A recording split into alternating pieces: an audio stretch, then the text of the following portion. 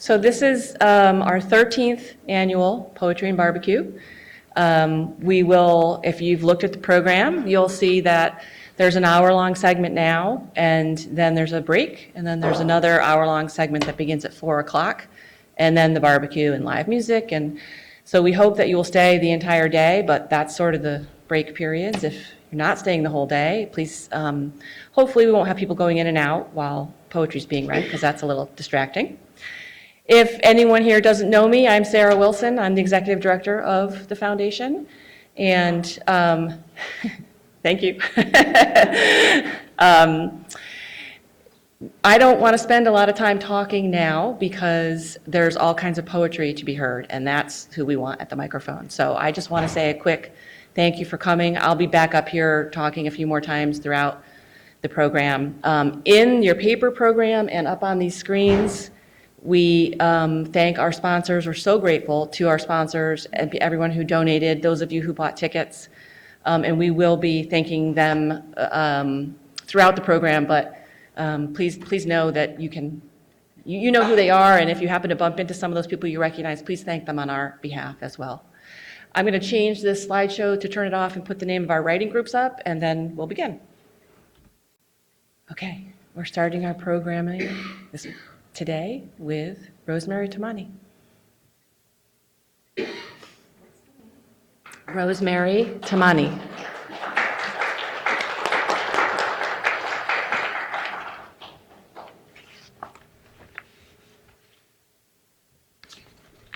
Not a poet.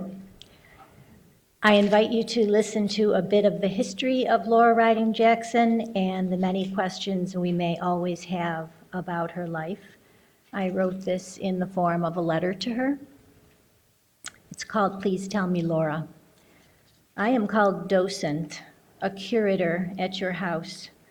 You are somewhere defining these titles with your Mona Lisa smile, authorial overseer. I am with you every Monday. When I speak of you, I wish that you could speak to me. You sit with your face to the east, and I only just learned from your typist that you are right-handed and that you do not take lemon or sugar. The inscription over your head tells me to leave you alone, to quote, let be and let do. But your visitors want to come inside the house and know you, how you lived and how you died here. Your Jewish immigrant father was a garment worker. Your peripatetic education carried you aloft to Cornell. It was 1920 when you married a grad student, Louis Gottschalk. Did you leave him to reclaim your intellectual prowess, or was it because of the critic, Alan Tate, who spoke of you in 1924, quote, just about the greatest person I've ever met? The Fugitives called you a new figure in American poetry. You were just 23 when you won the Nashville Prize. Your admirers were many, but you refused to be anthologized. Why? When Mr. Billy Collins was here, he called you principled. When Julian Fellows was here, he called you impossible. I call you fascinating, and questions about you abound.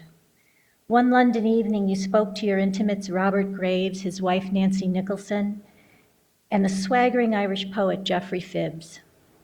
When each lied above your beautiful face, when did you mean to say enough? And Laura, were you pregnant when you jumped? The wars, the upheaval of your lifeblood, the long painful recovery, the end of your friendship with Gertrude Stein, yet your countenance remains serene. You came to Florida with Schuyler Jackson, a critic and a drinking man. You were determined that people could not lie if their words were accurate. You sought absolute truth. Your mother came to live with you, but she could not abide the heat. Did you miss her when she left? Or were the piles of books and papers and letters friends enough? When Schuyler died, you had 23 years of independence, and now a Guggenheim Scholar, innovating with the voices of writers worldwide, editing, promoting. You paid your yard hands at the back door and gave them water. You, then slightly limping to the post office, taking your typist to lunch. Were you happy here? Did you wonder how long the citrus crop would last? Were you lithely scrawling rational meaning, or were you tired, reluctant to let go of the erudition that sustained you? And what of your renunciation of poetry? Irrepressible, your poetry lives in your absence. Your voice speaks to us in modern forms with closed, singular perspicacity. The quids, the words, the refusal to release the mayhem. Laura, you come to life in these forms. Laura Riding, I cannot call you Mrs. Jackson because it seems to me that the men in your life wrestled you into a kind of subversion that you could not accommodate. You belong to no one. Even though the humanities connects us all, writing is largely a solitary pursuit, and you could not live enough lives to measure your own immeasurable influence. And I wonder, exactly how should your legacy be forwarded? Do you mind that I'm on your porch welcoming writers and non-writers alike? Because in doing so, you are becoming the Emily Dickinson of Vero Beach, and I wonder, what do you think of the t-shirts? If you were living today, would you want me to tell the truth of your life as I see it pertains to women everywhere? Or do you insist on the reserve of your mannered grace, casting no aspersions? When I write near your portrait, your pioneer spirit dares me to renounce the sirens of modern convenience, distortion, profit.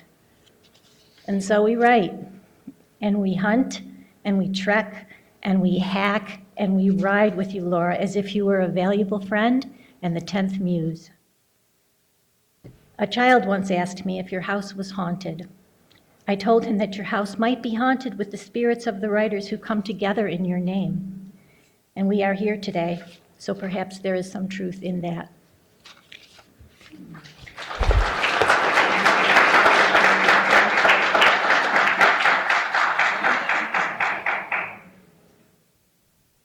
Thank you, Rose. I got a phone call after last year's barbecue from a woman who said, you know, my friends brought me to this event and I had no idea what poetry and barbecue was going to be, and I wanted to find out more and how I can help. And that's Rosemary Chamani. So those of you who are new here today, watch out, because you might be up here next year. Okay, I'm going to introduce Carrie Adams, who is our Vice President of Program, and she's going to lead the rest of this segment of the program. Carrie.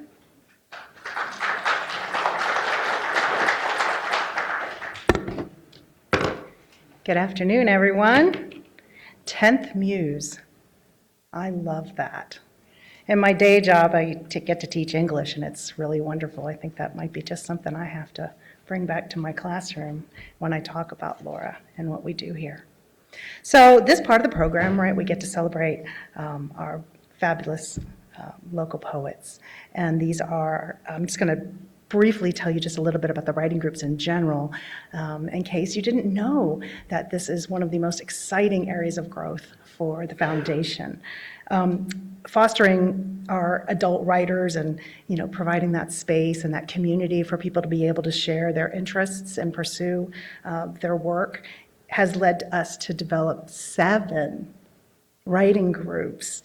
We continue to get more requests constantly for another writing group, which is wonderful. So all the incredible poets that you're going to hear today are representing their individual groups, all of whom are members of the foundation, and so therefore are supporting our foundation as well as pursuing their passions.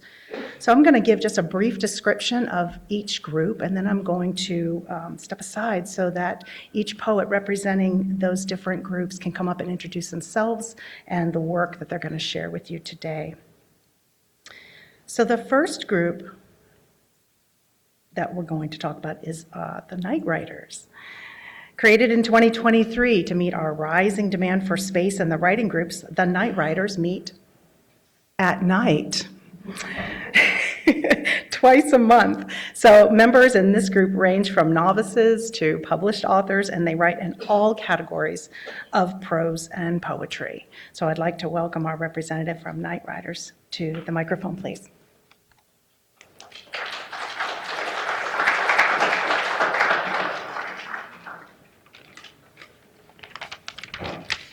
Hi, I'm Catherine Ritchie. I'm kind of new to poetry, and I was thinking I should memorize this because I think poets memorize their poems, but I can't memorize. And I kind of blame it on the Catholic Church when I had to memorize all those poems in second grade. I mean, prayers in second grade. So I don't memorize.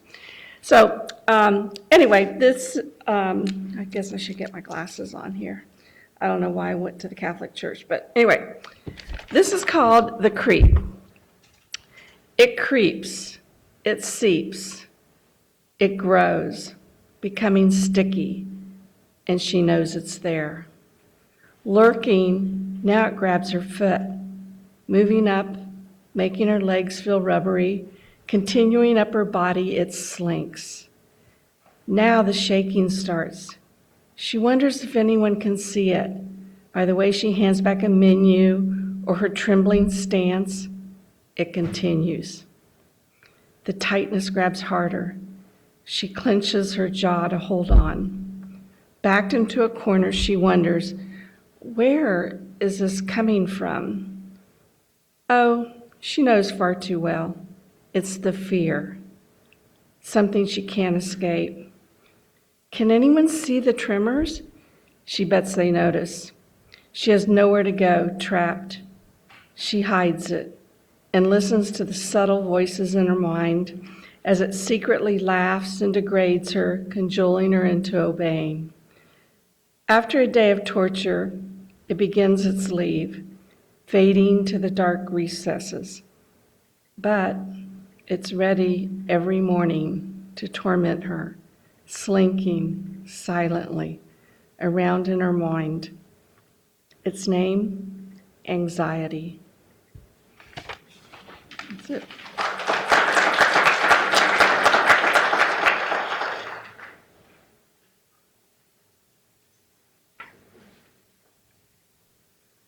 The next group that will be represented is Pen Points.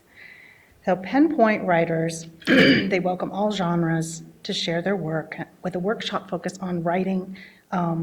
The questions and discussions that come up also include discussions of marketing and publishing, can also be part of the discussion, so a very supportive group that way. This group in particular meets in Sebastian, and that also speaks to the reach of the Foundation's writing group. So during season meeting in Sebastian and in the summer through Zoom, which I think is really a wonderful thing. I'd like to introduce the speaker for Pen Points, please.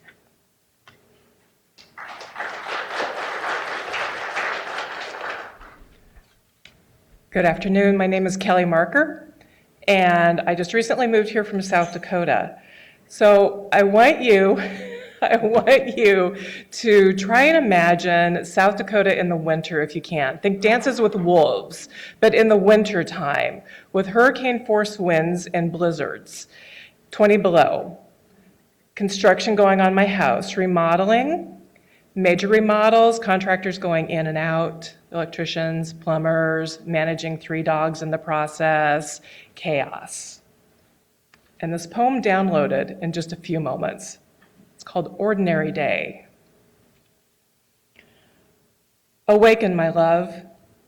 A new sun peers through the clouds, setting the stage with the promise of the familiar on this ordinary day. Comfort in the flow of daily rituals, sensing the peace of the expected, delighting in the uneventful, life humming steadily on this ordinary day. Peace in my heart, embracing mundane, grateful the world continues to spin on this ordinary day.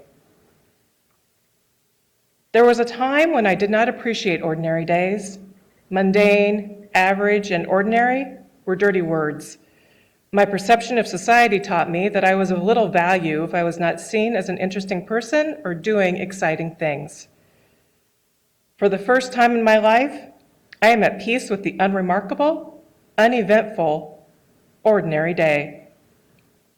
Tomorrow might bring something different, but I do not believe so. I feel a shift in my soul. Average is valuable, reliable, peaceful, and calming. No demands, No need to behave like a trick pony. I release myself from the requirement to prove my worth. We are all unique, and we are all ordinary, living our lives the best we know how.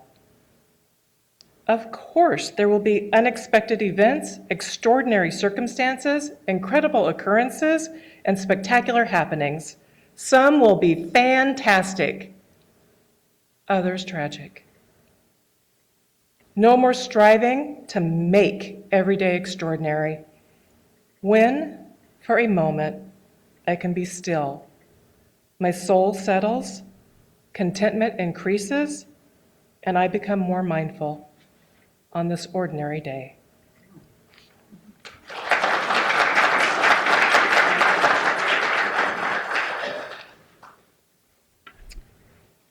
The next group to charm us with their work is from the Poets' Corner. The Poets' Corner is a more intensive poetry workshopping group. They workshop twice a month on Fridays.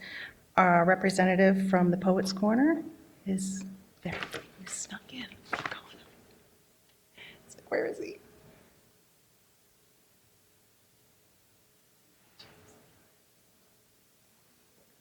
Hello, everyone. My name is James Dumais from the Poets' Corner. I couldn't have written this poem without working at the Vero Beach Book Center, and I could not have written this poem without writing it for Michael Howard, who was leading the poetry workshop that I was in at the time. And I could not have written this poem without Fabio. Who was like an 80s romance novel cover model who happened to get hit in the face by a goose when doing a promotional ad for a roller coaster. And there we go. It's true. So this one is called The Lasting Image of Fabio, incorporated title. The lasting image of Fabio, where Fabio is not Apollo, not warrior, not rogue, not Highlancer or barbarian. Just a man struck in the face by a goose while mid-descent on a Virginia roller coaster. We see him in this photograph grinding atop of interlocking mechanisms just before the teasing, repetitious click of another unbearable climax. But this photo is not so different from your own memory of him in used bookstores, another body left limp from his prurient gaze, his unceasing structure. In this image, not wind-blown, sure, but winded, no room for pelvic thrust or gyration with hips fastened securely down and each limb tucked inside the vehicle at all times. And a woman, yes, but not half unconscious, not knee-buckled, no moan or lust at all, but mid-laughter. In fact, she reaches out, all power and glory adorned in Greek toga and laurel crown to comfort Fabio, which is so rare a gesture that he may have for a moment even blushed. Only now, through feathers, through blood internal and external in such novel ways, do we see that this woman, out of all the women in our hero's legacy, is the happiest one. And while the rest of us are back at our lockers, patting our pants and pockets for phone and wallet, Fabio gets back in line. He takes the front seat, and time after time whips his throbbing nose in the direction of every bird in Virginia, with the hope of leaving us dusted in the blood of a Fabio whose pages will yellow, who will be spine bent, who will be pegged, not as rebel, not rogue, not Apollo, as anybody else.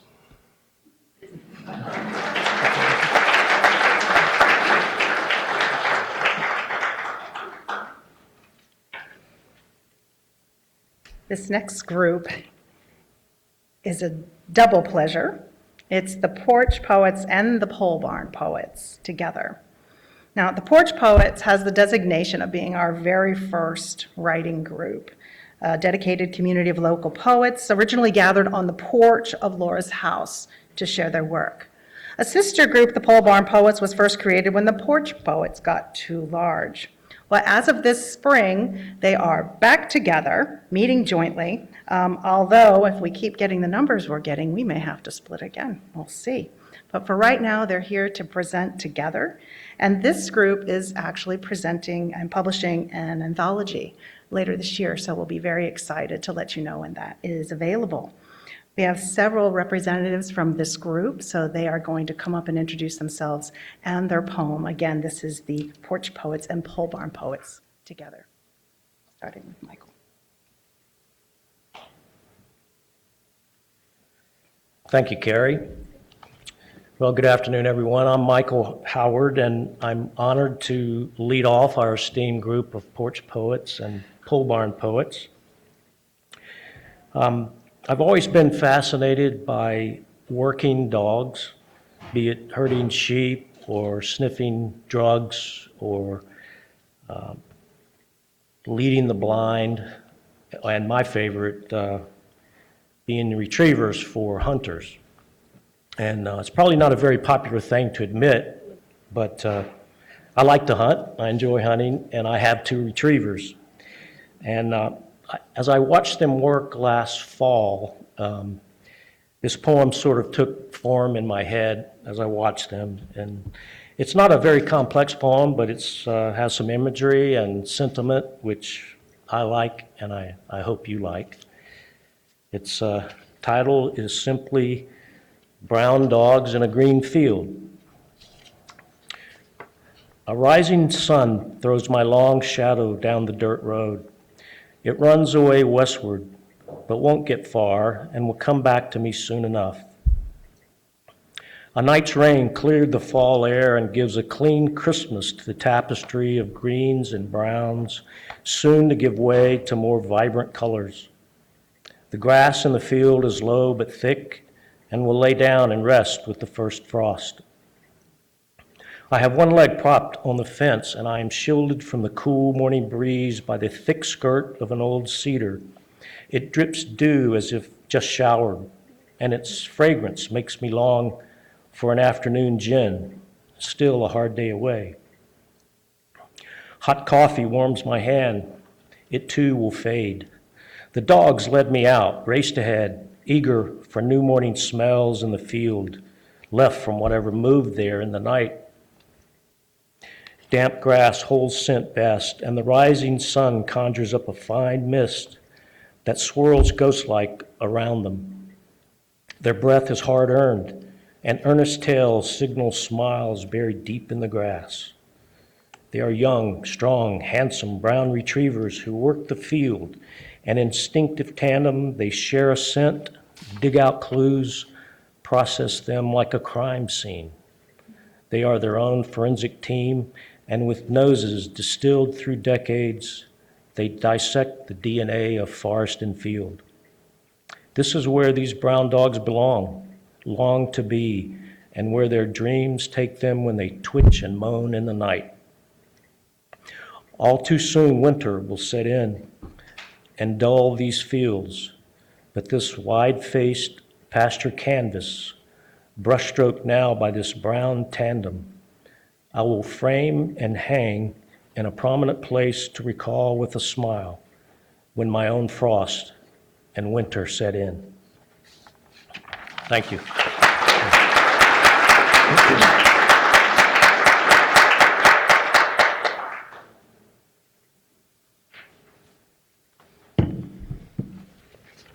Good afternoon, everyone. My name is Bruce Fraser. I'm a member of the Porch Poets. This is a poem that was inspired in part by Anne Sexton's poem titled Her Kind, in terms of the form. It's an ekphrastic piece, also inspired by one of my favorite Florida artists, Harold Newton. So as you listen to this poem, which is titled Wild Sea, imagine a storm-swept Florida coastline.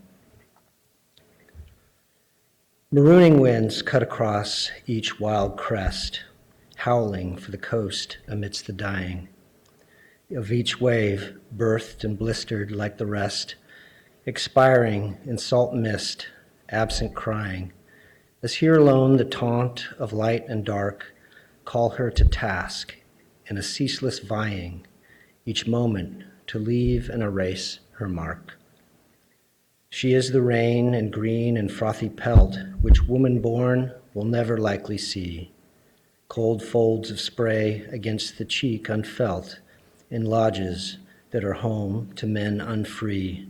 But her roar is heard by the rising moon at least, as Neptune stirs the boundless sea and bends the land into a frenzied swoon. Yet were a man to stand atop the cliffs and peer into the kraken's sodden gape, he'd relinquish his hold on all beliefs and wish that from this flesh he could escape, to drift as droplets caught upon the breeze, carried over bay and reef and cape, and slip into death's unrelenting ease.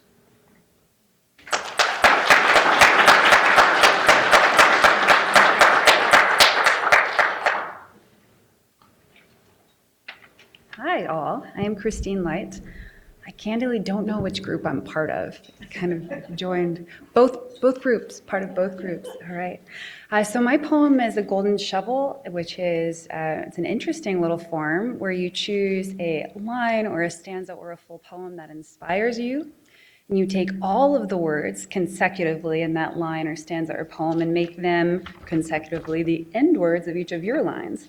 So mine was from Robert Frost's Stopping by Woods on a Snowy Evening.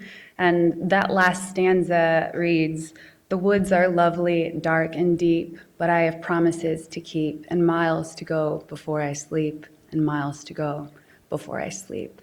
So you'll hear that at the end of each of my lines, maybe, or perhaps you'll be swept up in this poem. So it's called In Our Woods. No guard dared meet God's will as the blue ark seated us in our woods. In our woods, stark Fraser firs are dreaming still of the marred, lovely martyr you strong-armed through the dark tar of her heart, and through the dark of her Ely deep. Through the dark, her sweeping dark, but not binding, not needy dark. I keep her now, you can unwind. Have your own twine to mind, promises waiting in their line of 9 to grieve, to leave their briny graves. Keep time with your rising rhythm and your errant waves. Your dying miles, your weedy shoulds, rise to life, to end and begin in our woods. Go on, love, into your night, before this fire no longer lights, and I will stay here, ever near I'll sleep, I'll weep for that first wild year, and I'll keep riding, biting for miles into soft cheeks that seem not to sting with tears, but to sing, to go sweetly into the breach. Before that blue-winged ark comes to reap, I know in our woods we'll meet to sleep. Thank you.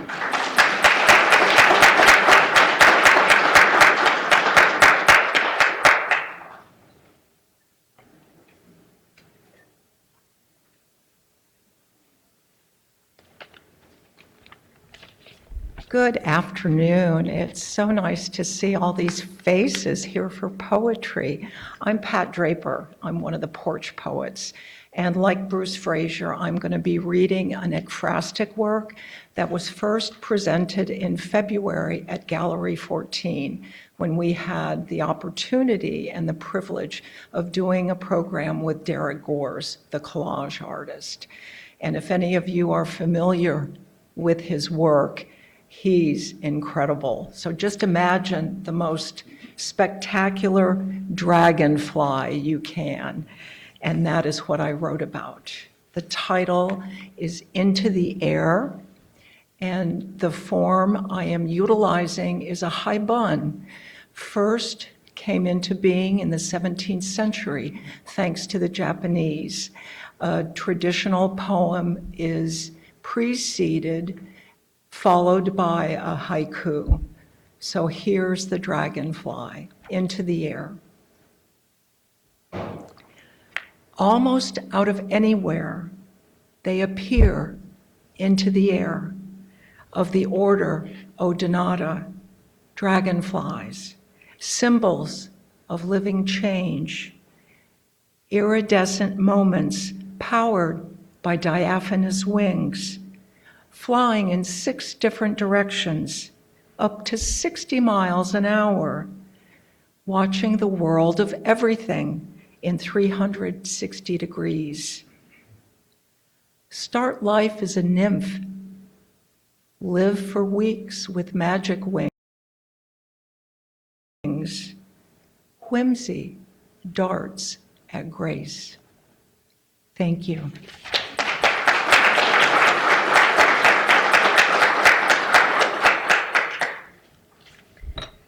Hi, everyone. It's so lovely to see so many faces. My name is Skipwith Cole, and I am a porch poet. And Pat's poem is a wonderful companion piece to mine because we wrote and responded to the same dragonfly collage by Derek Gores. And to add one thing to Pat's wonderful poem, dragonflies actually live as eggs underwater for about 5 years before they go into their dragonfly state. So, and I used the dragonfly as a metaphor, really, for women who escaped and survived the Magdalen laundries, which were a very ugly part of Irish history. So the poem's name is Snatead Mór, which means dragonfly in Irish, and I have an epigraph. The soul's a fire poppy. It will rip like skin to sticky life, insisting, open, open. Rachel Dilworth from her book, The Wild Rose Asylum.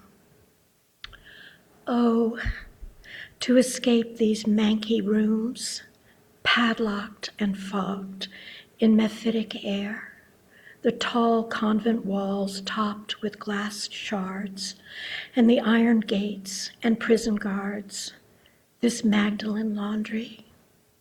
Here is where the drowning live.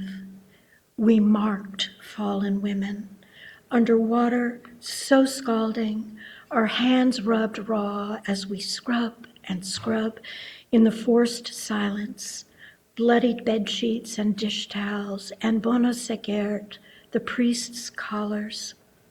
The sisters tell us, these are not merely clothes and bed linens, no, they are the earthly means to cleanse and remove stains of the sins committed here. You may redeem yourself. We are a social evil, they say, this one too pretty, a little temptress, this one raped, this one pregnant, this one daft. Dawn to night, we stand over wash basins, steam encloses and curdles our skin. Dawn to late nighttime, we dream of the outside, and dream of the outside in sleep. The sisters say they will protect us, reform us, and they give away our beautiful babies, our wee dote, their sweet wee caps, call us disgusting and simpleton and whore. They chop and shave our hair. You won't be running away now, will you, with hair like this? Make us eat food from the floor, offer us whips and fists. The sisters line us up naked and ask, now, children, who has the biggest kika here? Who has the fattest arse? Turn around now, turn around. And who's the hairiest here? Who has the most hair down there? Answer, ha, ha. Why are you crying? It's a game. So much low intelligence makes it easy for the boys to get their fingers inside of you. Some girls are shut in the coal shed on frozen nights, barefoot and foodless, sometimes for days. Another must pleasure the priest before chapel. We have to get out of here. We have to get out. The sisters count the money we make for them, store it in biscuit tins while we plot our breakouts in quiet corners, pretend to pray but whisper how we will run away. Our schemes spun out like holy maps. First, O dearest horrid Lord, The dormitory door in dead night, a planked bed shoved full force, and fast, fast along the hallways, down the stairs, and more hallways, more stairs. Chairs and huge candle holders are weapons to fight a woken sister, fecking, twisted bitch. We run and run, so many doors to splinter. Before the garden gate, we run and we dream. Someone will take us in. Maybe a shopkeeper, a kind farmer. We could take a bus somewhere, anywhere. To not run and grow old and die in here. We could get caught, skinned alive by the sisters, but we run anyway. We run, and we dream of new lives, each one of us, in the end, a lovely dragonfly. No longer eggs underwater, will bloom from this larval state to creatures of the air, our wide double spans, stitched by fairies, thin as silk and veins of light, legs like little buckets scooping up life, our souls weightless. We'll fly the world and matter as much as any girl. Believe again that we are worthy. And yes, O dearest, odious Lord, it will be sacred there, wildly sacred, with or without you, outside, out there, in our newfound beat and wing. Thank you.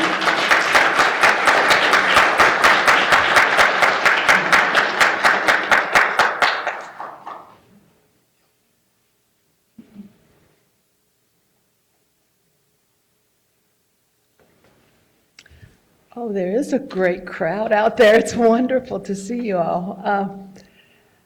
I tell you, I just have to take a deep breath because my poem and my presentation is so much of a departure from what we've heard with this beautiful lyricism and form and moving stories that I just don't know what to say at this point.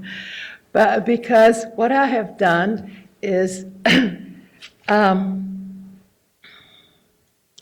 take a quote that I worked with and try an experiment. And that experiment is that we've had some ekphrastic poems here. I think art and literature like this, especially poetry, are very intertwined. And so when a artist gives a quote, I take it to heart as much as when a poet gives a quote. And this one is from Pablo Picasso. And it's, art is the elimination of the unnecessary. And I know that what we've heard today has been full and it has been necessary. So, but my poem is very different. And I, as much as I respect and relish hearing the introductions to poetry, I want to keep it, I don't have a real introduction to this poem. So with that quote in mind, I will read you a poem that I really don't know about. So see what you think. It's called Where the Mind Goes. Where the mind goes, notes from the air. Sometimes I walk through Tudor halls, walls hung with tapestry. Sunlight through stained glass windows transforms the braids on my bodice into flames of gold. My robe sweeps well-worn stones. The body is easy to track.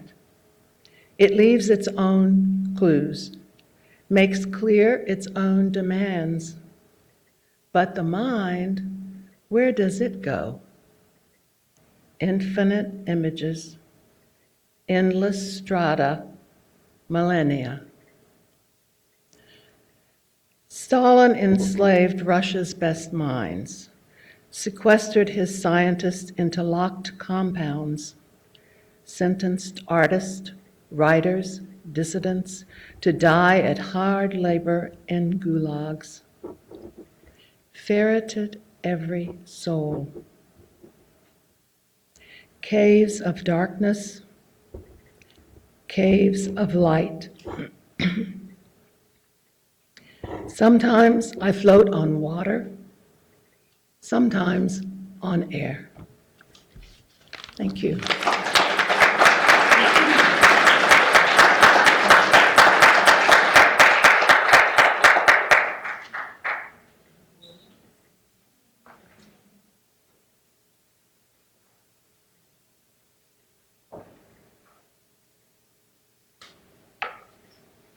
Wow, big group. My name's Catherine Detko, and the poem that I'm presenting was done in collaboration with Derek Gorey's artwork that the poets were involved in. It's entitled Feminine Mystique. She comes, responsive to his needs, a soft blanket for the boy, painted lips and undulating hips for the sensual, a winner's cup, size D, for the trophy hunter. She comes compliant and demure, exploiting covert power, a story as old as Adam and Eve, a thorn in the stem of the flower. She comes at night celebrating the feminine mystique, dancing in the dark, always in the dark, to fierce music, pink.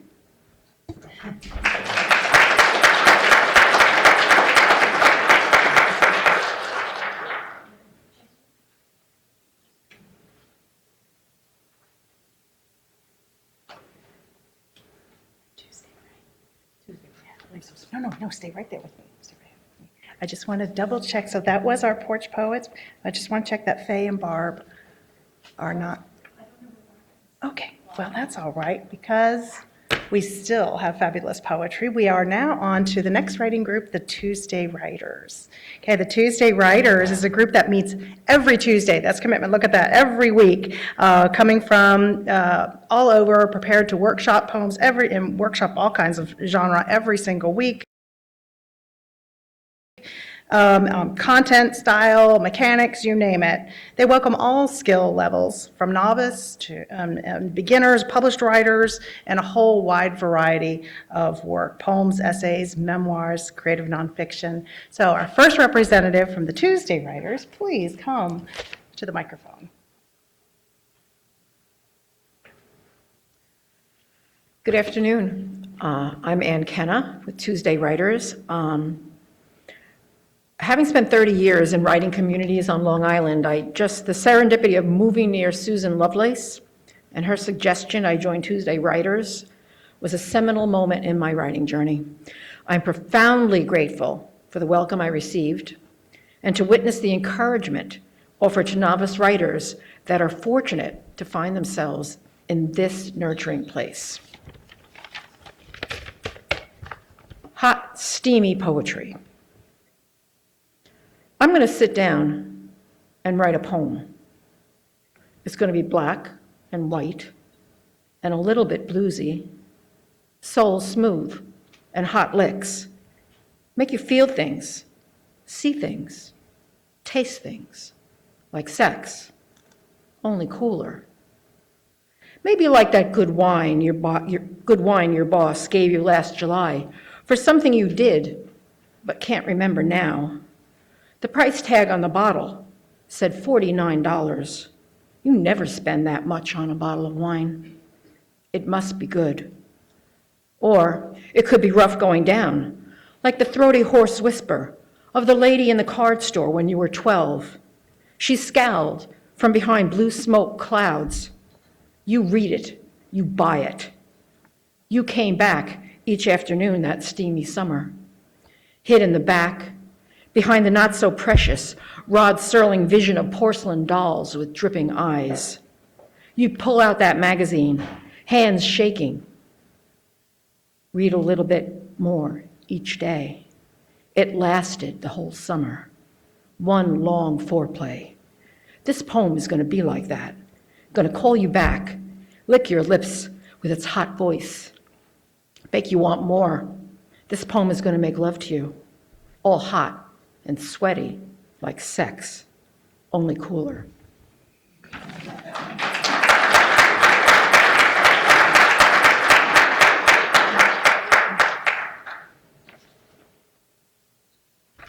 Good afternoon. Thank you for coming. I'm Jackie Jacobs, and I'm in the Tuesday Writers, but I'm also privileged to be the president of the board of the Laura Redding Jackson Foundation. So we really appreciate your support and of poetry and of our organization and all we're trying to do. In addition to our writing groups, we offer adult writing workshops, and we've brought many fine poets and novelists and screenwriters to our community. And one of the writing workshops we had, we were challenged to think of an object that we owned that spoke to us in some way, and also to think of a children's game. So those are the inspiration for my poem. I call it The Talisman. Oh, so many years ago, I placed my cupped hands under yours, enticed to the childhood game, button, button, who's got the button? What would you pass to me in this way from husband, lover, friend? My eyes closed as you implored me to let the object speak for itself. Allow it to pass from you to me in a moment of deep personal intimacy. The object slid into my hands from yours as I embraced the smooth edges. I wrapped my fingers around your heart, passed to me in a tangible, beautifully carved object, lovingly created by your hands for mine. Today, my hands wrapped tightly around this talisman. I imagine a steady beat through the hard, smooth shell to the very core of my being. Memories evoked of days when the flesh was warm and the gentle smile of you reached out through glittering eyes. My own eyes search, colors fading to grays, then black, searching for the very essence of you. I recall the Old Spice aftershave you wore each day and taste the earthy mushrooms you gathered from beneath the tree which yielded this artful gift. This heart, carved from age-old wood, its surface smooth as silk from years of caressing the memories.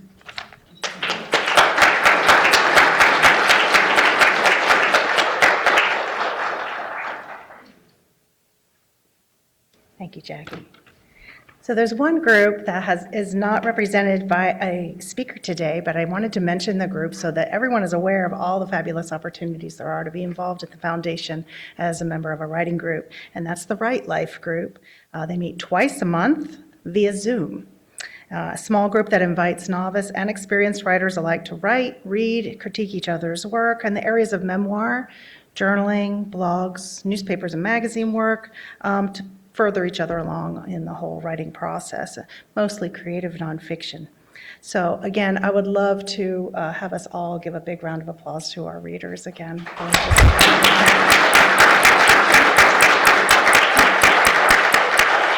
Thank you so much for sharing your work with us. Turn it back over to Sarah. Thank you to all you readers. That was really spectacular. Another round of applause. Thank you. So we're going to take a short break in the program now. I want to remind everyone that this is kind of a combination fundraiser and program. It's an opportunity for us to expose everyone to just wonderful poetry from our local poets to some special guests that we bring in each year. But we're also trying to raise some money. And during this half hour that you have a break, please have a drink at the bar if that's what you like, stretch your legs, but peruse our silent auction and raffle, and I hope that you'll find some things there that you're interested in and will help us raise some money. So we'll convene back here at 4 o'clock to have our featured poets.